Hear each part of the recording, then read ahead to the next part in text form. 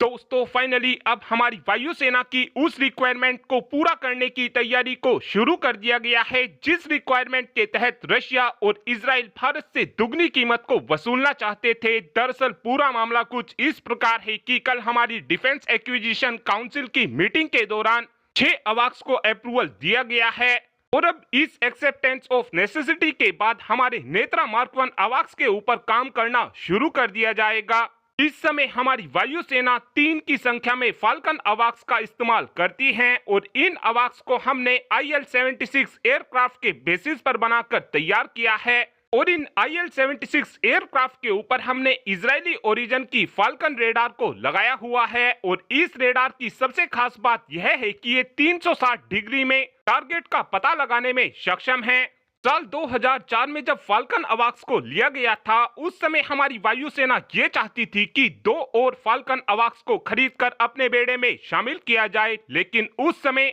जब ये बात इजराइल और रशिया को पता चली कि भारतीय वायुसेना 2 और फाल्कन अवाक्स को लेना चाहती है तो उस समय रशिया की तरफ से अपने IL-76 एयरक्राफ्ट की कीमत को भारत को दुगना बताया गया। वहीं पर इजराइल की तरफ से भी अपनी फाल्कन रेडार की कीमत को भारत को उस समय दुगना बताया गया था, जिसके बाद हमारी वायुसेना ने फाल्कन अवाक्स को खरीदने के प्लान को रिजेक्ट कर दिया था। जिसके बाद DRDO की तरफ से यह फैसला लिया गया था कि अब हम स्वदेशी टेक्नोलॉजी के दम पर अवाक्स को बनाकर तैयार करेंगे, जिसके तुरंत बाद ही DRDO ने स्वदेशी अवाक्स के ऊपर काम करना शुरू कर दिया था। और जब DRDO की तरफ से पहले अवाक्स को बनाकर तैयार किया गया था उस समय DRDO की तरफ से इस अवाक्स को नेत्रा अवाक्स नाम दिया गया था। नेत्रा अवाक्स की बात की जाए तो इस अवाक्स की मदद से हम 240 डिग्री पर टारगेट का काफी आसानी से पता लगा सकते हैं। नेत्रा अवाक्स को हमने ERJ-145 एयरक्राफ्ट के बेसिस पर बनाकर तैयार किया है।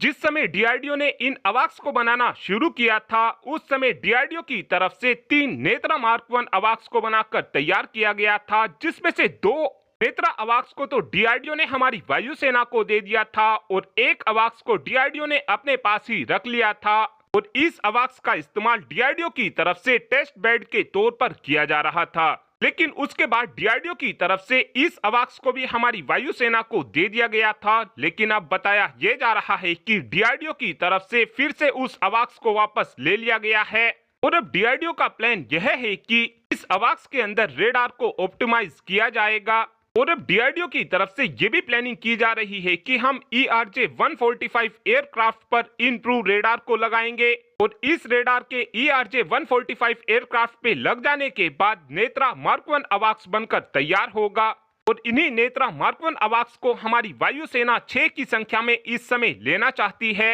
अब जो DRDO की तरफ से ये 6 नए नेत्रा मार्क 1 अवाक्स बनाए जाएंगे, इसके लिए हम ERJ-145 एयरक्राफ्ट को दूसरे देशों की एयरलाइंस से खरीदेंगे, जिसके बाद इन एयरक्राफ्ट को एम्ब्रियर के पास भेजा जाएगा और एम्ब्रियर इन एयरक्राफ्ट को मॉडिफाई कर फिर DRDO को दे देगा और फिर DRDO इन अवाक्स के अंदर रेडार को लगाकर हमारी वायुसेना को देना शुरू कर